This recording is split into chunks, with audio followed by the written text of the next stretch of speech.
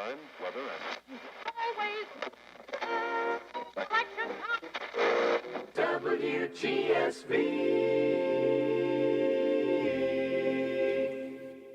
Good evening. This is Radio WGSV, and I'm General Manager Kerry Jackson, coming to you from our whole backstage studio, presenting Charles Dickens' immortal classic, A Christmas Carol. But first, during this time of year, director Johnny Brewer asks, as he has done in past productions, that we support two very fine organizations, the Salvation Army and the United Service Organization. The Salvation Army was founded in London in 1865 as a charitable offering to many thousands in need of common necessities and of common comforts, especially at this time of year. And founded in 1941, the year of our broadcast, the USO has kept our military men and women connected to family, home, and country throughout their time of service, no matter where, how long, or under what conditions they serve. And now, Director Johnny Brewer.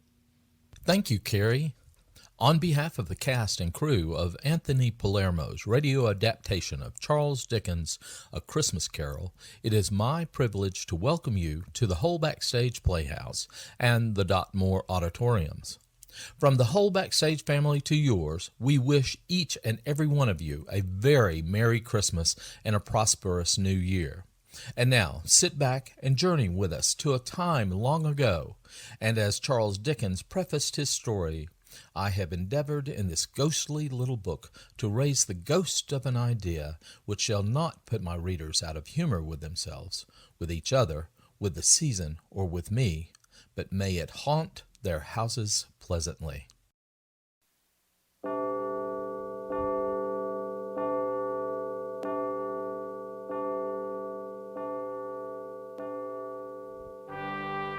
Good evening. I'm Dana Thomas, and I'm the Assistant Director of our production of Charles Dickens' A Christmas Carol. On behalf of the whole Backstage and our season sponsor, Sonny Lewis, welcome to the theater. What you're about to see is our adaptation of this classic by some of the most talented performers in the area. Like the Bob Hope Radio Hour of the past, to your favorite podcast of today, we hope to entertain you with the words and characters so beautifully written in the novella. But let me set the stage. It's 1941. No one has a TV, only a radio. Your family's gathered for the holidays, your stomachs are full, you reach over and you turn the radio dial to WGSV, and you and your family sit back, ready to listen to a Christmas story. Our story is the tale of a miserly man who's come to realize the true spirit of Christmas. When Dickens' novel first appeared in London over 175 years ago, few observed Christmas and then only at church. Few employers gave employees off for the holidays, and the jolly celebrations of England's countryside were largely forgotten in the cities. But this Christmas story helped to bring Christmas back to the joyous season of faith and feasting and goodwill that it is today. Dickens' Ghost Story of Christmas opens in London. It's a cold, snowy December 24th. The year is 1860.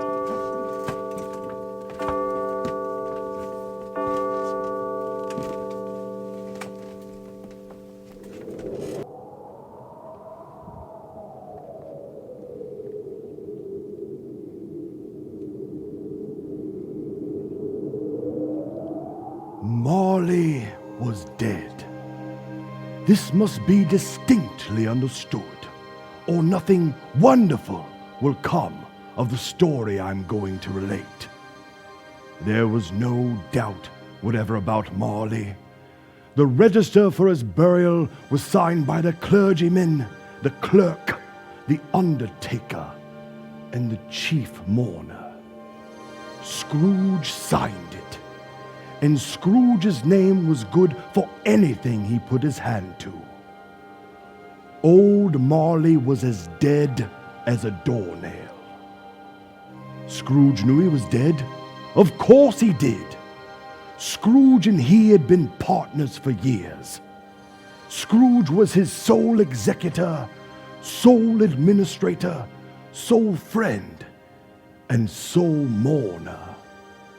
But never was Scrooge so dreadfully cut up by the sad event, but that he was an excellent man of business on the very day of the funeral, and solemnized it by concluding a favorable contract. Scrooge never painted out old Marley's name.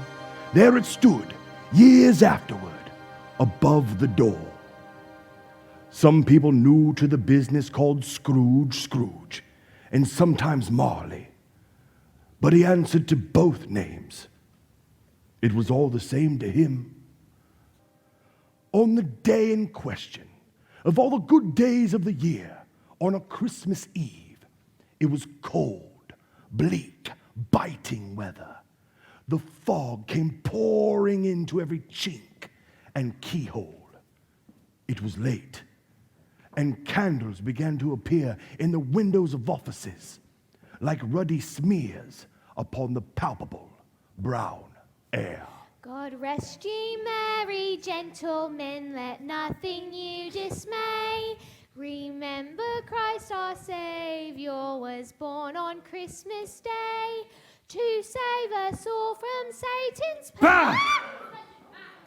Merry Christmas. You miserable little beggars, get away from my door. Take your infernal Christmas carols and go away. Sorry, sir. Merry Christmas, sir. Good evening, Pringle. Evening, Constable. He's a heartless old sinner, ain't he? Aye, he's a cold 'un, that Mr. Scrooge. Out of my way, Cratchit. Mr. Scrooge, your nephew, Mr. Fred. Aye, Merry Christmas, Uncle, God save you. Bah! Humbug! Christmas a humbug? Uncle, you don't mean that. I do. Merry Christmas. What reason do you have to be merry? What right? You're poor enough. Oh, what right have you to be dismal? What reason have you to be morose? You're rich enough. Bah! Humbug! Now, don't be cross, Uncle. What else can I be when I live in such a world as this? Merry Christmas. If I could work my will, every fool with Merry Christmas on his lips would be boiled in his own pudding and buried with a stake of holly in his heart.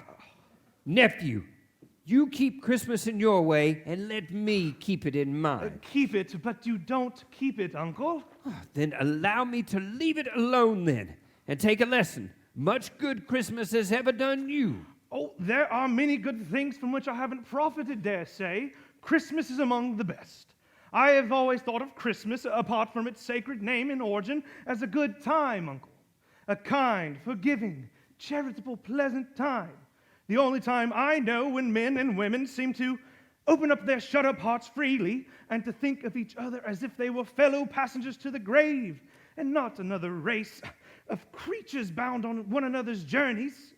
And therefore, Uncle, though it has never put gold or silver in my pocket, I believe that it has done me good and will do me good. And for the sake of Christmas and my mother, I say, God bless it. Here, here. God bless Christmas. Cratchit, let me hear another word out of you, and you'll be keeping your situation without a job.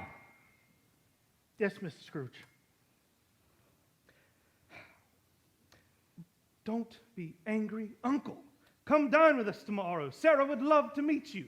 Now, this is clear. You must hear this. I will see you in hell first. But why? We have never had any quarrel to which I've been a party. I want nothing from you, and I ask nothing of you. Good afternoon, sir. I am sorry to find you feeling this way, but I made this effort in an homage to Christmas, and I'll keep my Christmas humor to the last. So, a Merry Christmas, Uncle! Good afternoon, sir! And a Happy New Year. Good afternoon. Mr. Cratchit, see my nephew out! This way, Mr. Fred, and a Merry Christmas to you, sir. And to you and your family, Bob. How is Mrs. Cratchit and all the other little Cratchits, especially your youngest? What is his name? Tim, sir. Tiny Tim. He's getting better. Yes, thank you for asking. Happy Christmas to you, sir. Merry Christmas. Look at Cratchit, a clerk earning less than 15 shillings a week with the burden of a wife and family in Camden Town, and he goes about with Merry Christmas on his lips. Two to see you, Scrooge Mr. and Marley's, I believe. Have we the pleasure of addressing Mr. Scrooge or Mr. Marley? Mr. Marley has been dead these 7 years. 7 years this very night. We have no doubt his liberality is well represented by his surviving partner. Liberality. During this festive season, Mr. Scrooge, we seek charity for the poor and destitute. You see, many are in want of common necessaries. Hundreds of thousands are in want of common comforts, sir. Are there no prisons? Plenty of prisons. And the union workhouses, are they still in operation? They are. I wish I could say that they were not. The treadmill and the poor laws are in full vigor then? Both very busy, sir. Well, I was afraid that something had gone wrong and stopped them from the usual course. Very glad to hear it. Well, they scarcely furnish Christian cheer, Mr. Scrooge. Some of us would like to buy the poor some meat and drink and means of warmth. We do so now because it is a time when want is keenly felt and abundance rejoices. So what shall we put you down for?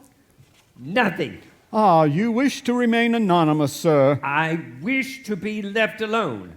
I don't make merry on Christmas myself, and I do not have and cannot afford to make idle and ignorant people merry. I help to support the workhouses and the prisons. They cost enough. Let those who are badly off go there. Oh, but many can't go there. Yes, many would rather die. Well, then, let them, and they decrease the surplus population. Well, good evening, then. Very well. You have made your views quite clear, sir. Good evening to you.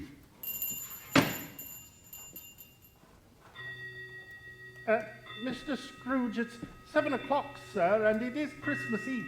So, I suppose you'll want the whole day tomorrow then, eh, Mr. Cratchit? It's quite convenient, sir. Well, it's not convenient, and it isn't fair. You'd think yourself ill-used if I held back half a crown, yet you don't think me ill-used when I pay a day's wages for no work? Sir, it occurs only once a year. A poor excuse for picking a man's pocket every 25th of December. But I suppose you'll need the whole day tomorrow. Be here all the earlier the next morning, Mr. Cratchit. Indeed, sir. Thank you, and a very merry... Don't you dare! Yes, sir. Good night.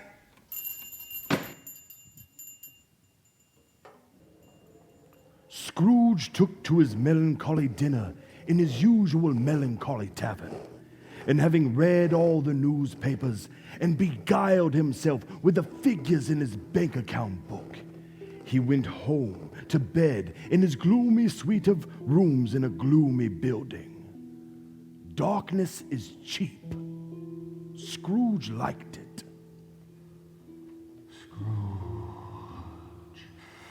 Ebenezer Scrooge.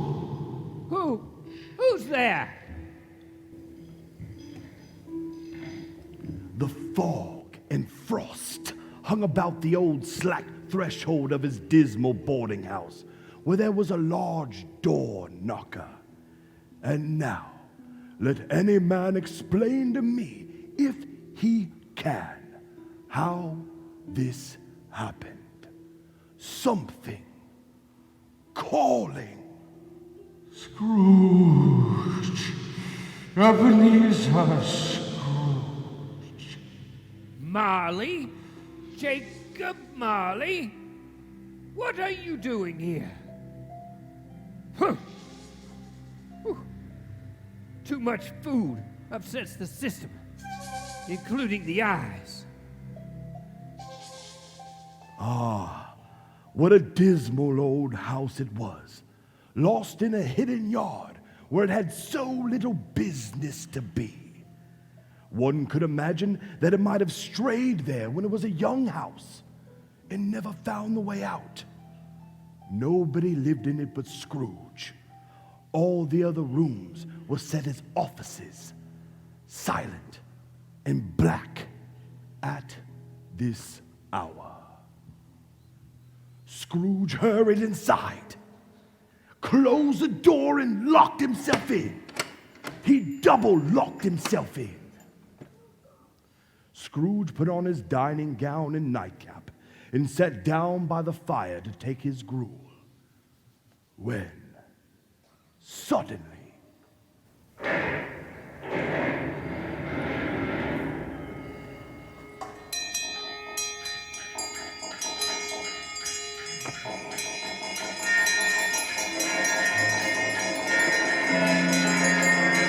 What is happening?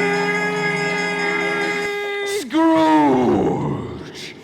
Ebenezer Scrooge! How now?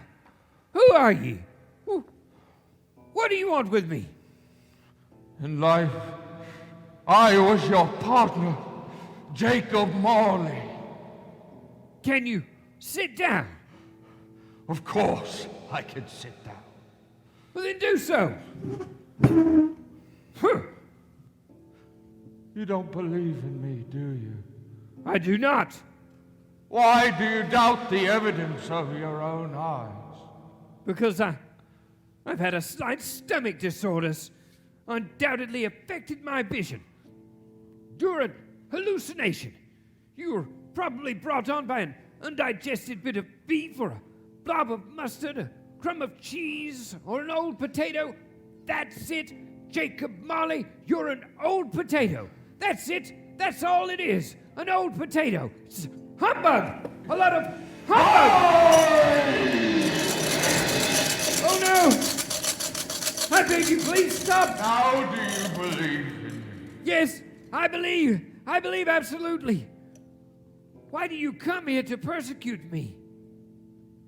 And what is that great chain around your neck? I wear the chains I forged in life. I made it link by link and yard by yard while on earth and now. I'll never be rid of it.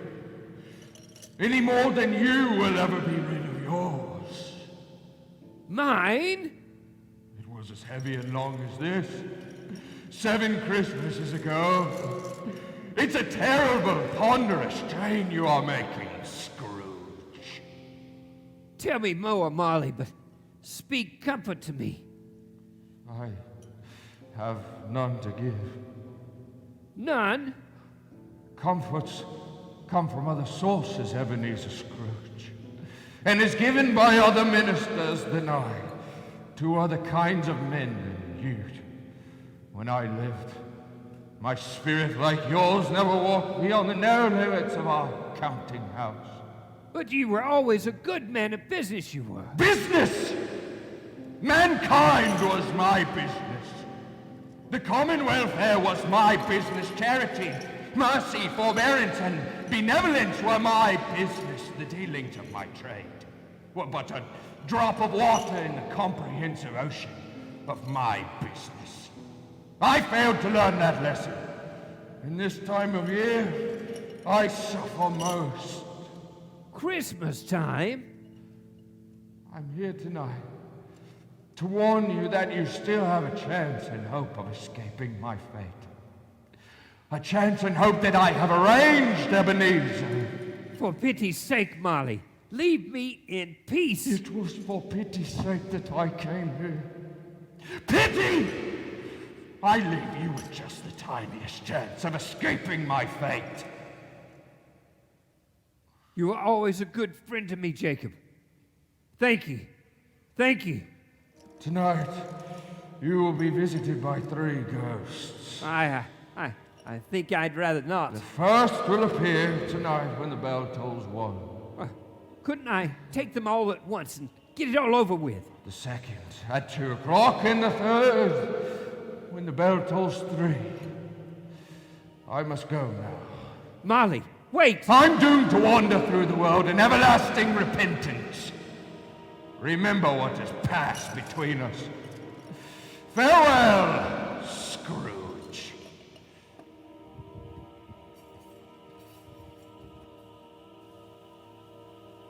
Huh. 3 ghosts. Huh. 3 humbugs. Scrooge awoke. He was lying on his bed, still in his robe. Was Marley's visit a dream?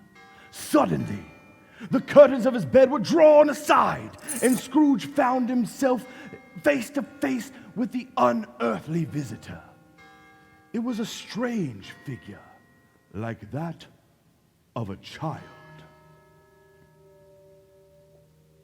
Are you the spirit whose coming was foretold? I am.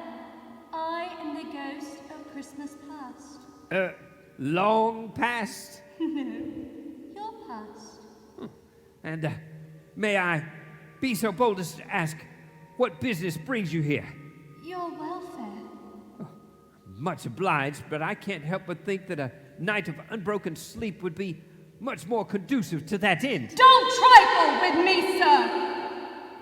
This is a matter of salvation. Yours. Rise. Rise and walk with me. Where? There. What? Out the window? But I am mortal and liable to fall. Bear but a touch of your hand upon my heart, and you shall be upheld. And more than this. As the words were spoken, they passed through the wall and stood upon an open country road with fields on either hand. A little market town appeared in the distance, with its bridge, its church, and its winding river. It was a clear, cold winter day, with fresh snow upon the ground. Good heavens! I know this countryside. I was bred and brought up here. Your lip is trembling. And what is that on your cheek? A tear? Nothing. Do you remember that path? Remember it. I was a young lad here. I could walk it blindfolded. And that great mansion, a dull red brick at the head of the path?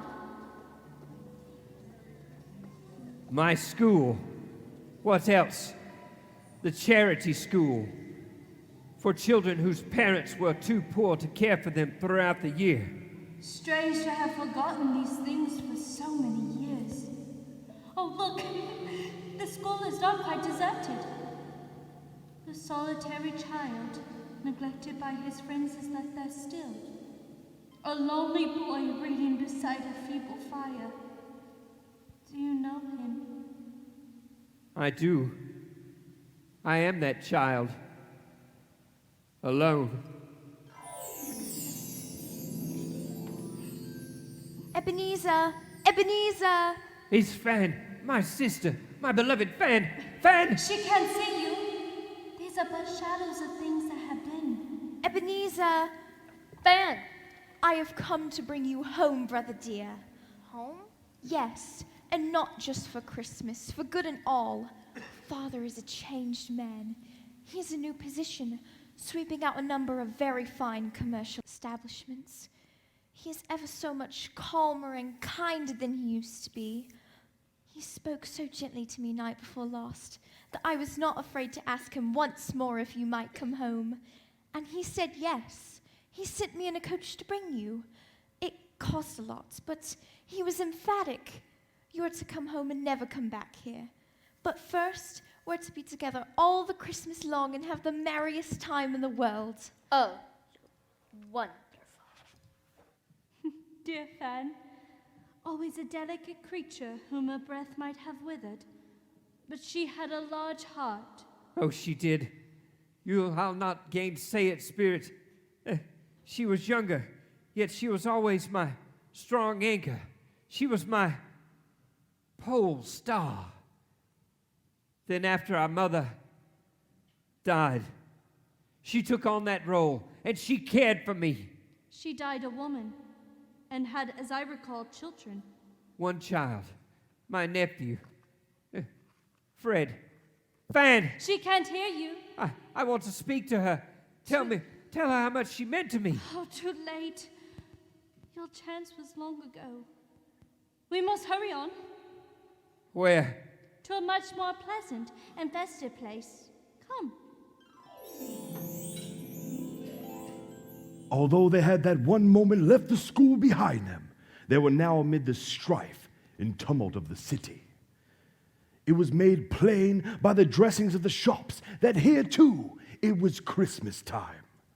The ghost stopped at a certain warehouse door. What's this? Fezziwig's warehouse. I apprenticed here. What? It's old Fezziwig alive again at one of his Christmas parties. Yo-ho, Ebenezer! Yo-ho, Dick! Heidi-ho and chin up! Yo-ho, boys! No more work today, me boys! Heidi-hi, it's Christmas Eve, Dick! It's Christmas, Ebenezer! I want to clear everything away before a man could say Jack Robinson, and make some room here before Mrs. Fezziwig, me daughter, and all of our guests arrive. Make plenty of room for dancing. Dancing? I am a good-looking chap. Strong, too. I used to carry sacks around all day. That other fellow, I remember him, Dick Wilkins. Nice young fellow. Very attached to me he was. Dancing tonight and tomorrow. Here is a modest bonus for the two best apprentices ever to cross the threshold of Fezziwig and Company. It's nothing, boys. It's Christmas. Clear away now. You want to dance, don't you, Ebenezer? Isabel will be here any minute. Ah, Mrs. Fezziwig. Isabel. Fezziwig's daughter. You were going to marry her, weren't you? Yes. A young man with a future before you and a twinkle in your eye. You are quite enjoying yourself. Oh, it was a marvelous party, Spirit, with cake and punch and cold roast, mince pies, plenty of ale. Look at old Fezziwig, how he dances about. Oh, glorious, glorious. What a jolly time we would have. It was a small matter for old Fezziwig to make these silly folks so full of gratitude. Small matter? Small indeed. He has spent only a few pounds of your mortal money.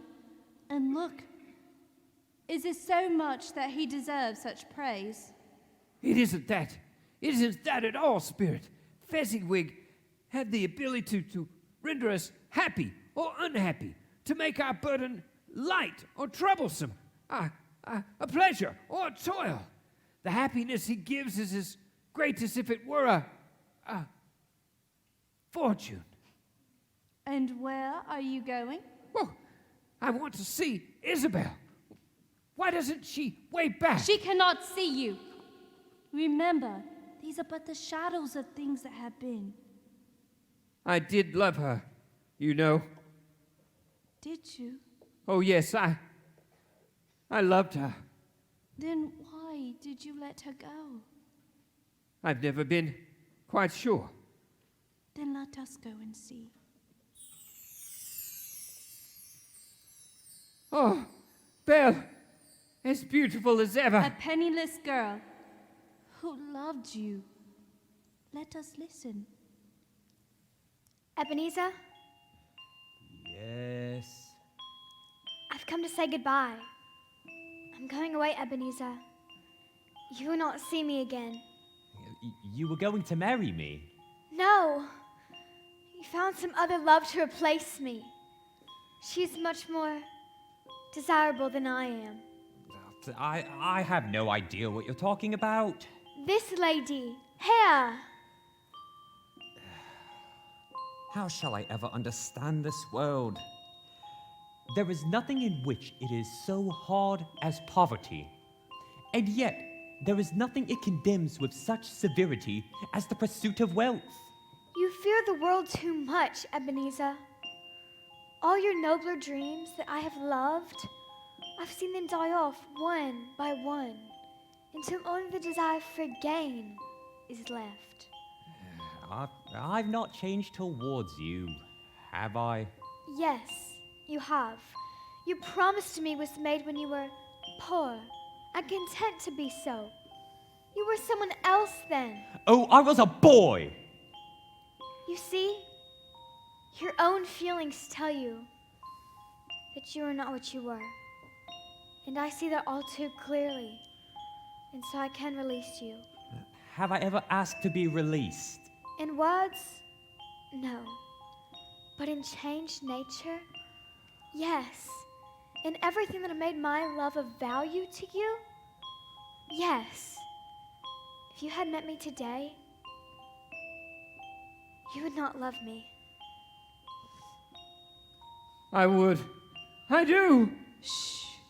I still do. I'm trying to listen. Isabel, I find it quite impossible to discuss personal affairs in business hours. Now, please.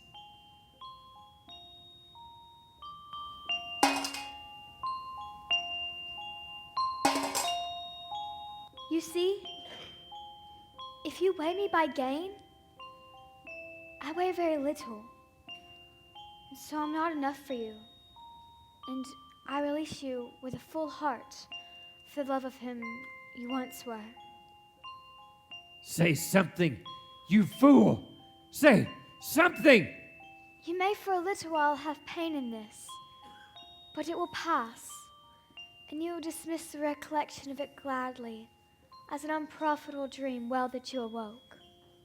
Don't go. It's a mistake. Don't go. Be happy in the life you have chosen. Isabel. Isabel! Isabel!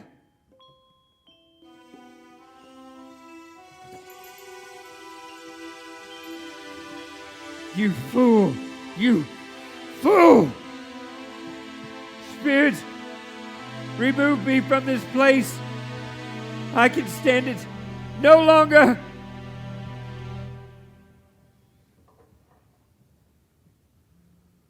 Scrooge found himself once more alone, back upon his bed. He drifted off to sleep, only to be awakened again by the stroke of 2. Scrooge gradually noticed a great blaze of ruddy light glowing from beneath the door. Something was in the other room. I'm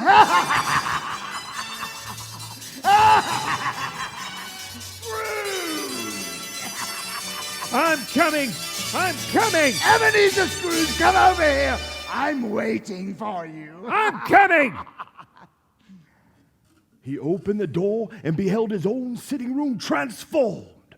The walls and ceiling were hung with living green, as if it were a perfect grove. Around the blazing fire lay a feast of meats and fruits and a seething bowl of punch. And there sat a jolly giant, glorious to behold. He bore a glowing torch like that of Plenty's home, and held it up, high up, to shed its light on Scrooge as he came peeping round the door. Welcome, Scrooge! Come over here. You're a weird little man. Oh, I am the spirit of Christmas present. Now look upon me. You have never seen the likes of me before. Never? Yet how many of my brothers have you rejected in your miserable lifetime? I have never met any of your brothers, sir. You have never looked for them. How many of them are there? What year is this? 1860. Oh, well, then I have 1,859 brothers. Each year at this time, one of us visits this puny little planet to spread some happiness and to remove as many as we can of the causes of human misery. Which is why I've come to see you, Ebenezer Scrooge. You're a funny-looking little creature. I must admit I found it hard to believe that you'd be as horrible as my brothers said you'd be. But now that I look upon you, I can see they were underestimating the truth. Let me assure you, sir, that I am a man of the highest principles and of the most generous spirit. Generous spirit, you! You don't know the meaning of the phrase. But you're about to find out. Now, drink this. What is it? Taste it.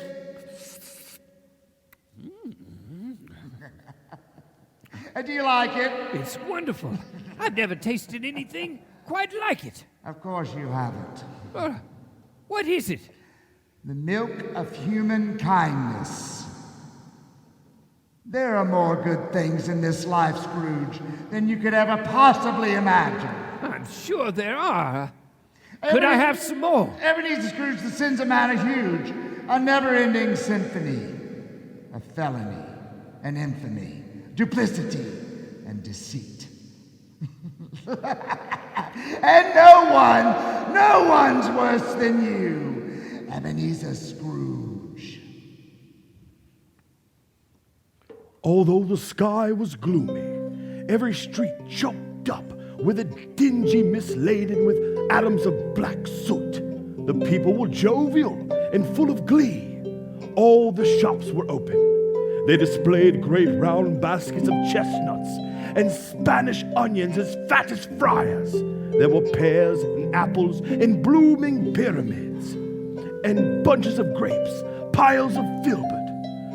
From the grocers arose the scents of tea and coffee and raisins, and the almonds so white, the sticks of cinnamon so long and straight, the candied fruit so heavy with sugar as to make the hungry onlooker grow faint. There were figs and French plums and poultry for sale in the poultry shops, and a brisk trade in all of them. But soon, the steeples called all good people to chapel and to church and to the celebrations of the day. What's happened? What's happened? What the devil is going on here? What am I doing here in the middle of the night? Where are we? Now, Scrooge!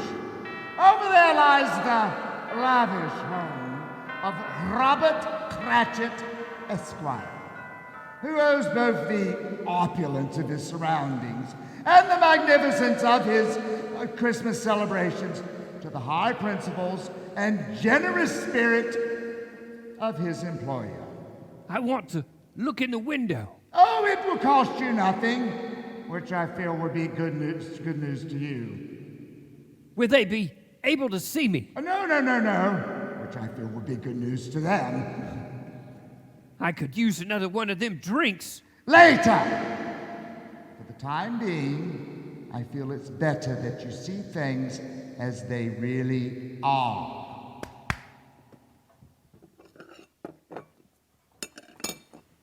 What has delayed your precious father and your brother, Tiny Tim? Oh, but here's Martha, Mother. Hurrah! Sorry I'm late, Mother. We had a deal of work to finish up late last night and to clear away this morning. Well, never mind. So long as you're home. Sit ye down by the fire, my dear, and have a warm. Lord bless you. No, Father's coming. Hide, Martha, hide. Father! Father! Emma! Belinda! Why, where's our Martha? Not coming. Not coming? Not coming upon Christmas Day? Here I am. Happy Christmas, Father. How did little Tim behave at church, Bob? As good as gold, Mother. No, better. Eh, Tim? They sang ever so nice, Mother. I hope the people saw me in church because I'm a cripple. It might be pleasant for them to remember on Christmas who made lame beggars walk and blind men see. Bless you, my son. See, Mother? His heart is strong and he will get better. I know it. Oh, Father, smell that goose. Look, there never was such a goose, never. My dear, the aroma of that goose, together with its tempting exterior and its size in relation to its cheapness, are sufficient to excite the admiration of the world. And did you examine the pudding, too? The pudding, oh, wonderful pudding! If I may say so, madam, I regard that pudding as the greatest success achieved by yourself since your marriage. Oh! Now gather round, my dears. All right. Everyone be seated. Here you go. Take your turn now. There's plenty of bread and potatoes for all of you. Eat those first. And later, plum pudding. I love plum pudding. Me too. Martha, dear, sit next to Tiny Tim. Make sure he eats plenty.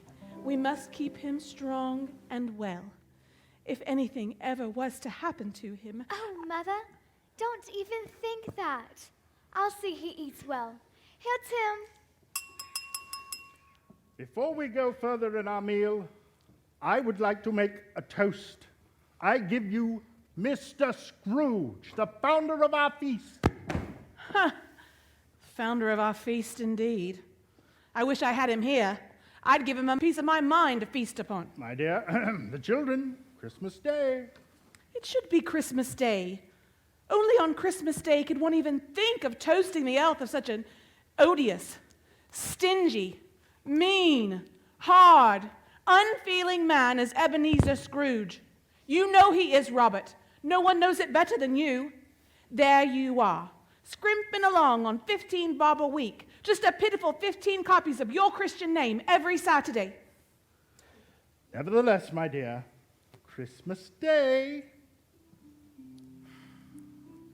Children, we will drink to your Father for all the love and happiness that he gives us. And to Tiny Tim for the health we wish him. And for the sake of your father, I'll even drink to that old miser, Mr. Scrooge. A long life to him and to us all. A Merry Christmas to us all. Merry Christmas. God bless us. God bless us, everyone.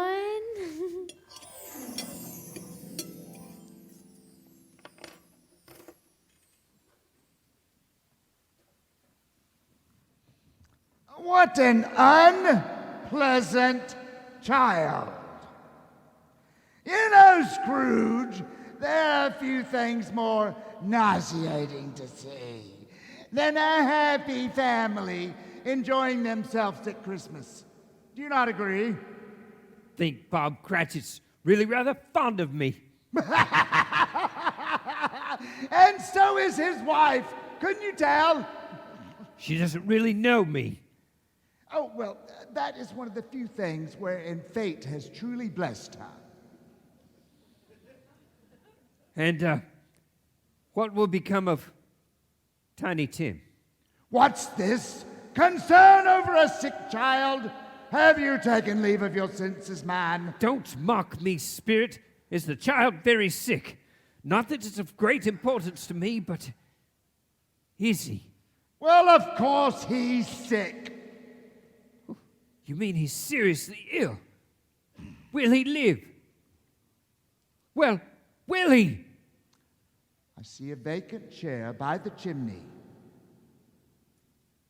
and an ownerless crutch, carefully preserved. If these shadows remain unaltered by the future, child will die. No, no, no, kind spirit. Say he will be spared. What does it matter to you, Ebenezer Scrooge? If he's going to die, then he better go ahead and do it and decrease the surplus population. Come, we have one more call to make.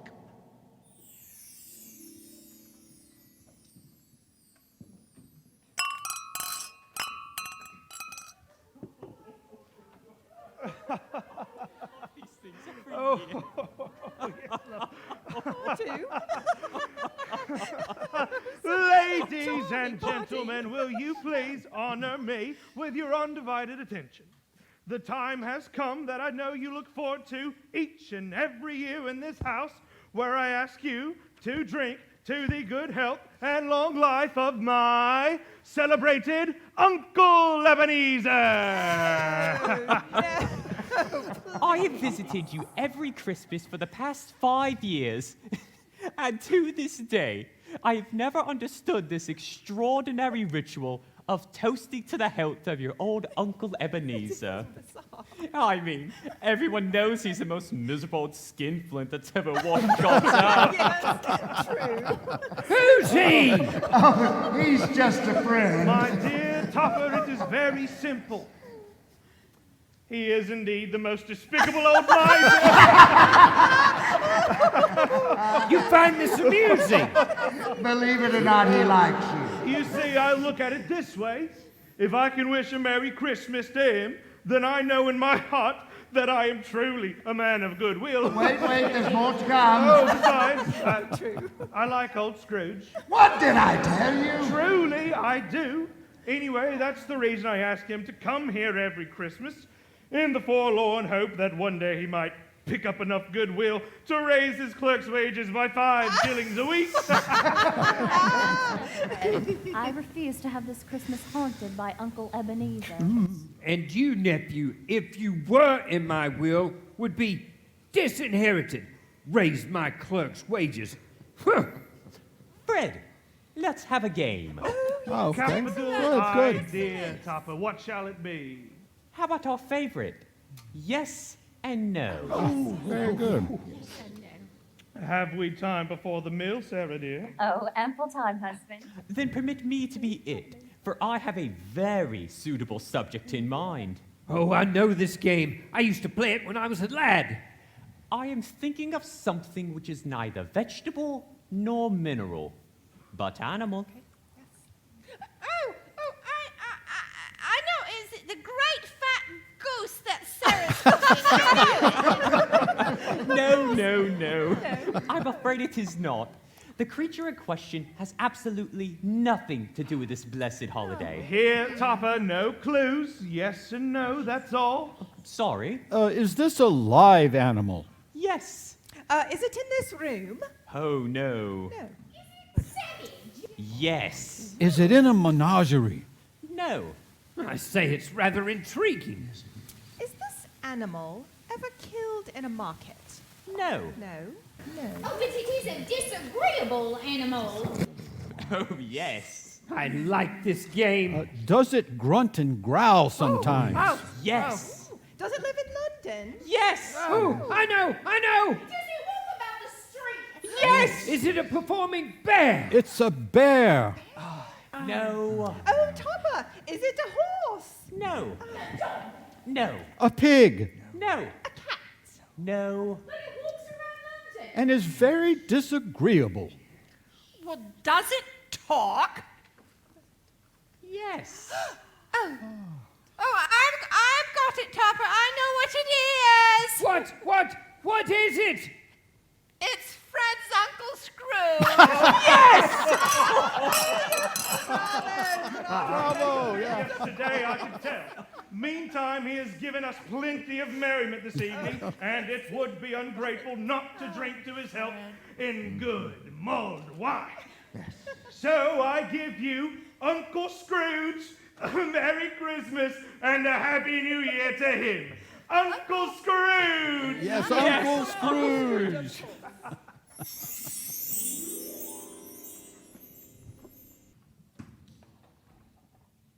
pack of fools, giggling and shouting like children. It is time we must go. Oh, we can't. My time upon this little planet is very brief. My time with you, Ebenezer, is almost done. But we still have so much to talk about. There's never enough time to do or say all the things that we would wish. The thing is to try to do as much as you can in the time that you have. When I am gone, you must meet the third and final spirit. This one you will find less pleasant and kindly than its predecessors. I don't want to meet a spirit like that. You have no choice. Spirit, forgive me this question, but I see something not of yourself just there at the foot of your robe. Is it a foot or a claw? It might be a claw, for all the flesh there is upon it. Look close! Don't turn away! I command you to look. Oh, two frightful, hideous, miserable children. Yellow, meager, scowling, wolfish. No. On closer inspection, I find that they are charming, fine, young. No, that's a lie. They are not fine. Their eyes are empty of hope or laughter.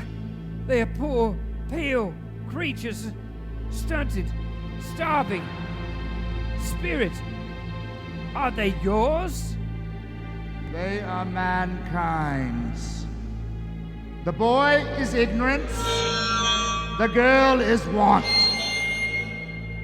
Have you no blessing for them?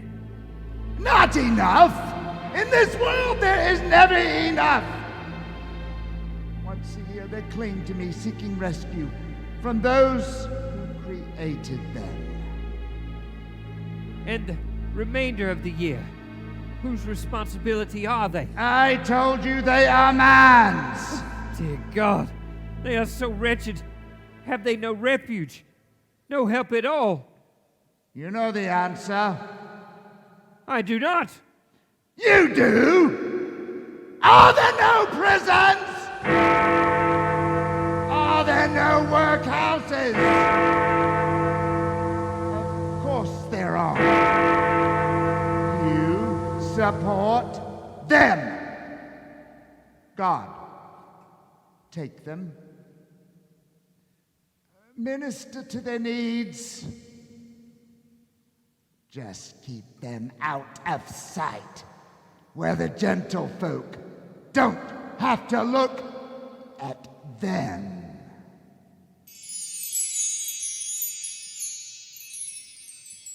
Spirit! Oh, don't leave me here! I'm frightened! Spirit! And with that, the ghost of Christmas present dissolved into the mist, and Scrooge stood alone upon the street. Then, in darkness, a specter slowly, gravely, silently approached. Scrooge beheld the third spirit, a solemn phantom, shrouded in black, draped and hooded, floating like mist along the ground, coming towards him.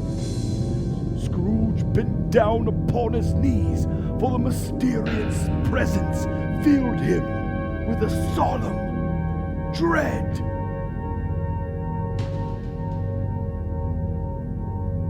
Spirit, am I now in the presence of the ghosts of Christmas yet to come?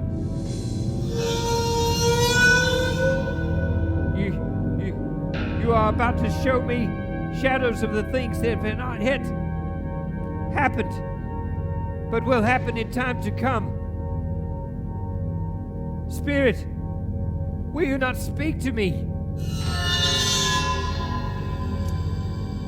Oh, ghost of Christmas future, I fear you more than any other specter I've seen. But as I know, your purpose is to do me good, and as I hope to live to be another man than what I was, lead on then. The night is waning fast, and it's precious time for me. Lead on.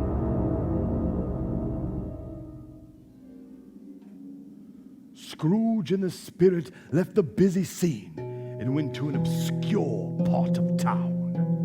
There the ways were foul and narrow, the shops and houses wretched, the people half naked, drunken, ugly.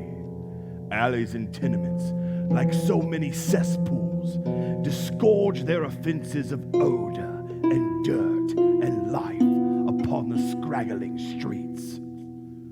Deep in this quarter of crime and filth and misery, there was a shop where iron and old rags and bottles and bones were sold.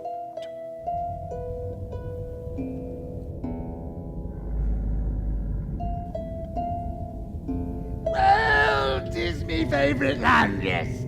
You got some frill, Joe, have you? Oh, plenty. Aye, me look, the charwoman too, and the undertaker's man. The vultures gather, how they do gather. Hey, Don't Mrs. be Dilber. so high and mighty, Joe. We all have the rights. Every person has the right to look for himself. Him always dead. True, very true. You bring me stolen goods? I don't like no stolen goods. Ah, come on, Joe. Who's the worse for the loss of a few cheap things?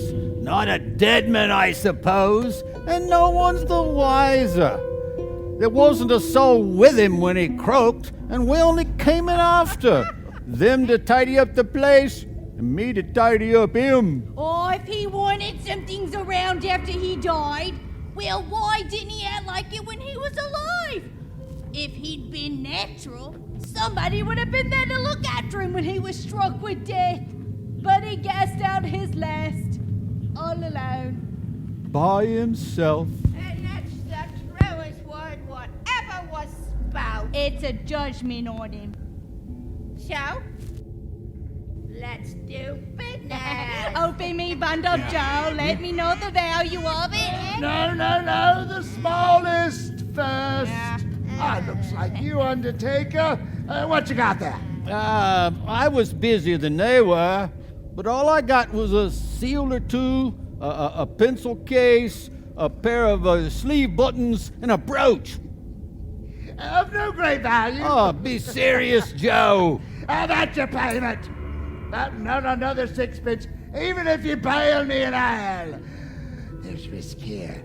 It's stolen goods, you know. All right, you next, Missy. Well, some of us did what we were supposed to and got taken advantage of. Yeah. Here's a fine bedsheet and 6 teaspoons. And look here. Silver tongs, sugar tongs, pure silver. I always give too much to the ladies. It's a weakness of mine. It's the way I'll ruin myself. Come on, Joe. That's your count. But, Joe! Ask me for another penny, and I'll repent of being so liberal. I'll knock off half a crown. All right, Mrs. Dilda. What'd you call these things? Bed curtains? Aye, bed curtains. The finest. You mean to tell me you took them down, rings and all, with him lying there? Well, I do. Why not? You were born to make a fortune, Mrs. Dilber. You probably will. Well, I surely will hold my hand back when I can get something by reaching out with it, eh? Especially around the likes of him. Now, don't get down on them blankets, okay, Joe? His blankets? Well, whose else do you think? He isn't likely to take hold without him, I dare say. I hope he didn't die of anything catching. Well, this is the end of it then. I give you the dear departed. He frightened everyone away from us when he was alive, but he drew us to him with his death. The dear departed. The dear departed. The dear departed.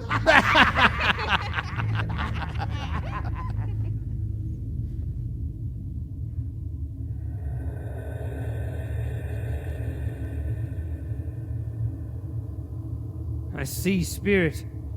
The way is coming clear. The case of this unhappy man might very well be my own. My life tends that way. But those are greedy people, greedy and wicked.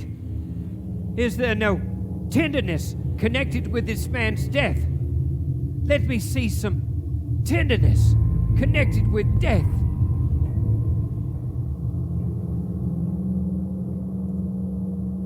Spirit, why are we once again in the home of Bob Cratchit?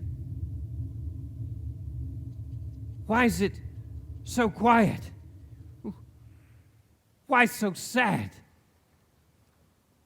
Spirit, what kind of Christmas day is this? Mother, the close work hurts my eyes. That's all. It isn't the sewing, is it, Spirit? It's the empty place beside the fire. There.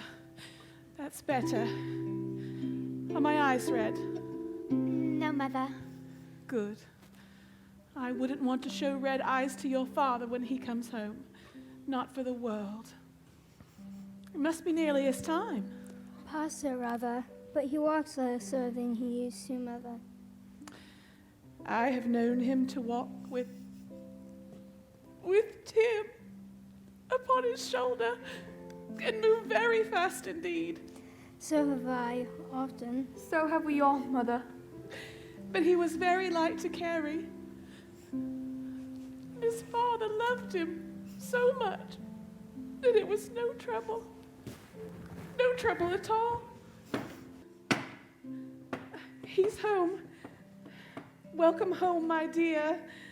Your tea is ready, piping hot. Did you go there today, Robert? Yes, my dear. On the way home. I wish you could have gone with me. It would have done you good to see how green a place it is, even in winter. But you'll see it often. I promised him I would walk there every Sunday. My child. My little child.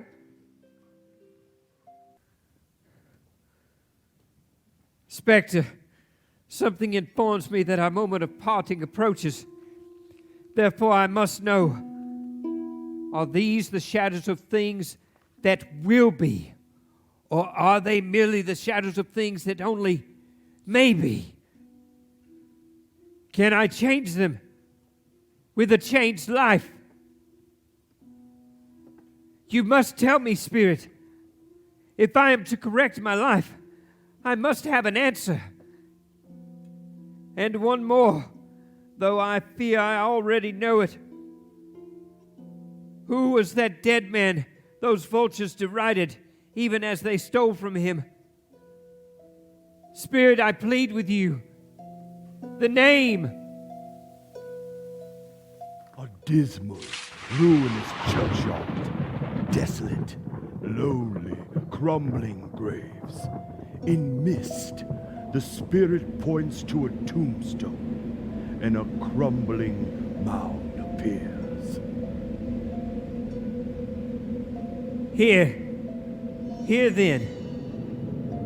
This is that wretched man. He lay underneath the ground. This grave. Before I draw near to that stone, tell me, Spirit, are these the shadows of things that will be? Or are they merely the shadows of things that only may be? Scrooge kneels down. He brushes a palm across the stone and quietly reads the name. His face turns to a chalky dust of disbelief, and in horror. Ebenezer Scrooge. I am that man. The one they plundered because it made no difference. The ones they mocked on the steps of the exchange. No, no, Spirit, hear me, hear me. I am not the man that I was. I will not be the man that I would have been if not for these visitations. There must be hope. Why else would you show me all this? I will change.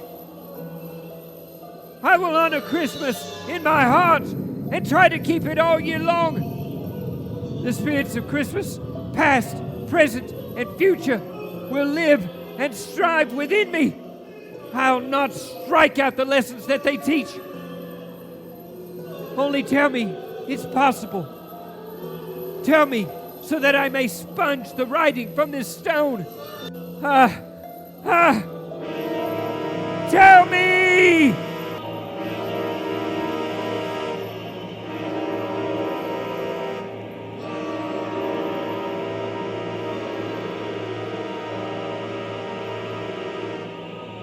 The stone. Where's the stone? This is my bedpost. In my bed. My room. I'm alive. I'm alive! There are no chains. It's all right. It's all true. It's all happened. And the shadows of things that may be, can be dispelled.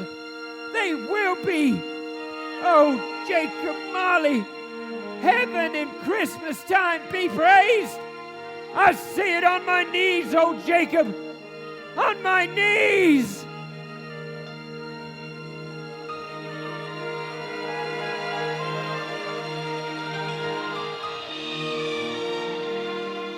But I don't know what to do. I'm as giddy as a schoolboy. I'm as merry as a drunken man. I'm as happy as an angel. I feel like laughing out loud. Ha! Ha! Ha! Ah! Ha! Ha! Ha! Ha! Truly, for a man who had been out of practice for so many years, it was a splendid laugh, a most illustrious laugh, the father of a long, long line of brilliant laughs. But I don't know what today is. I don't know how long I've been amongst the spirits. Oh, glorious light, heavenly skies, fresh air. Ah, the window. Whoop. Hello, hello out there. No fog, no mist, clear, bracing air, golden sunlight, heavenly skies, merry bells. Oh, glorious, glorious. Oh, boy, boy, boy, what day is it? Today. Today! Why, it's Christmas, of course. Oh, Christmas Day. I haven't missed it. Ha! The spirits have done it all in one night. Well, they can do what they like, can't they? They certainly can. Oh, hello there, my fine young fellow. Hello. You know the butcher's in the next block. I should hope so. What a remarkable boy. An intelligent boy. Do you happen to know if they've sold the prize turkey? Not the big one, the enormous one. What? Do you mean the ones as big as me? What a wonderful boy. So 'tis a pleasure to talk to him. Yes, that's the one. It's still there. Good. Go and buy it. What's that? Here are 2 sovereigns. Go and wake the butcher and tell him to open his shop. Wake Mr. Pringle the toy maker and tell him to meet me here. Deliver the turkey to Bob Cratchit's in Camden Town. Don't let him know who sent it. Ha! Go on. Now, run, run, run, run. What a lovely boy. I think I'm going to like children. He prepared himself to go out into the streets. Shaving was not an easy task, for his hand continued to shake very much. And shaving requires attention, even if you aren't dancing about while you're at it. But if he had cut off the tip of his nose, he would have put a piece of sticking plaster on it and been quite satisfied.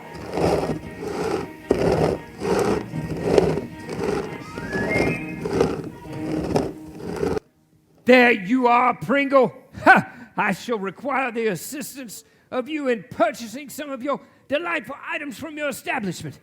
I'll have a hobby horse and some flutes and a trumpets, a doll, some bows and arrows. Yes, I must have a cricket bat and a horse, a spinning top, the piano. Yes, and a few more dolls, several kites, toy horse, some boats. Now, how much is all that? Never mind. Here are some sovereigns, and you can keep the change.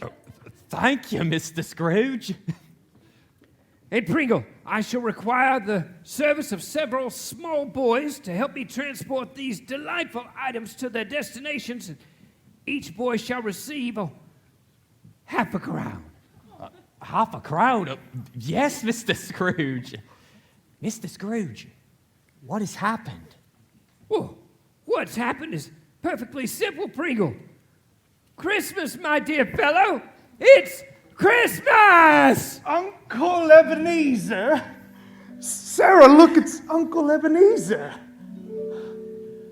I didn't expect to see you on the streets of London on Christmas Day. Merry Christmas, my dear nephew, and to your enchanting wife. I was just on my way to your house with some presents. These are for you, from an old fool who deeply regrets the Christmases gone by that he might have been able to share with you.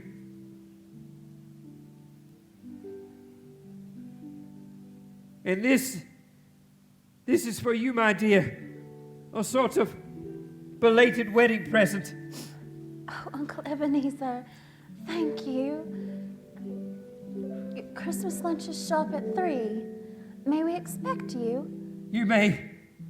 I'll be there. Oh, you are a pretty girl. By mere chance, Scrooge came upon the 2 charity seekers he had dismissed yesterday. But today... There you are. Don't you try to sneak away. Ha! Come to my office, sir, Monday morning, and I'll give you 100 guineas for your favorite charity.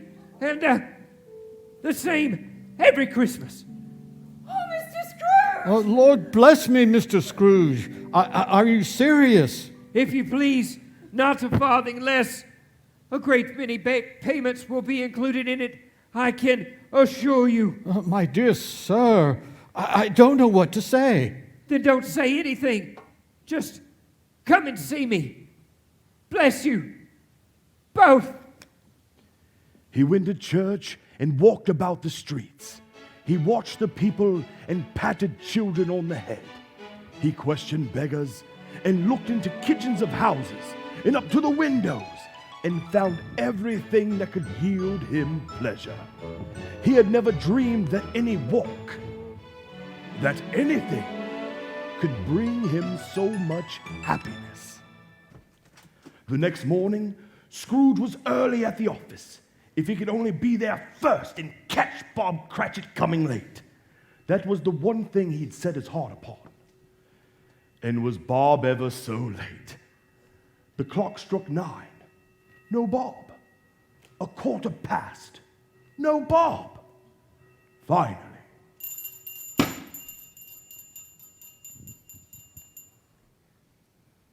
Mr. Cratchit, what do you mean by coming in at this time of day? I am very sorry, sir. I am behind my time. It shall not be repeated. I was making rather merry yesterday, sir. Bob Cratchit, I'll not stand for this any longer. And therefore, I am about to raise your salary. Oh, please, sir, you're going to raise my salary? But, sir... A Merry Christmas, Bob Cratchit. A merrier Christmas than I've given you in many a year. Yes, I'll raise your salary and endeavor to assist your struggling family.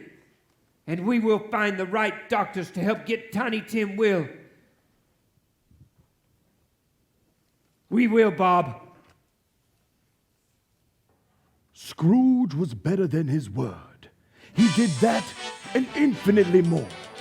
He became as good a master and as good a man as the good old city knew, or any good old city, town, and borough in this good old world. And to Tiny Tim, who did not die, he became as a second father. Some people laughed to see the alternation in Ebenezer Scrooge, but he let them laugh. He had no further dealings with spirits, and it was always said of him that he knew how to keep Christmas well, if any man alive possessed the knowledge. May that be truly said of us, all of us. And so, as Tiny Tim observed, God bless us, everyone. God bless us, everyone.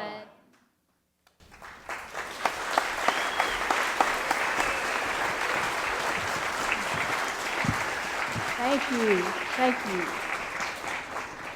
Before our cast takes their bows, if we have brought you and your family with Christmas cheer, you only have to thank Charles Dickens, the founder of our Feast of the Fairy Tale of the Ages.